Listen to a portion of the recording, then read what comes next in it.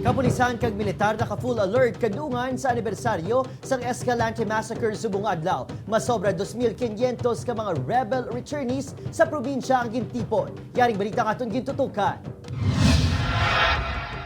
Sa anibersaryo sa Escalante massacre, masobra 2,500 ka rebel returnees ang tipunon bilang pagpakita sa maayong resulta sang anti-insurgency task force sa Isla Sang Negros. With the guidance or with the direction of the President to really stop yung end the local communist armed conflict dito sa island of Negros. Na sentrong operasyon sa militar sa pagkapuhag sa Negros Democratic Front kag Central Negros Front agud maangko ng kaninong antes pa man matapos ang termino sa presidente. Libre nga balay, educational fund kag livelihood assistance ang pila sa mga ihatag sa gobyerno sa mga magsungka nga una naging pahayag sa mga rebelde nga ginagamit lang sa korupsyon.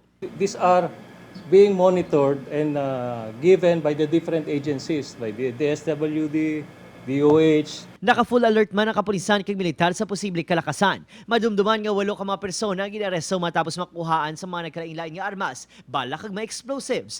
Una naging panginwala sa mga aresto mga recovering items kag reklamo sa illegal nga pagdakop sa ila. Apang ginpanindugan sa kapulisan nga lihita mo ang checkpoint kag pagdakop sa mga persona.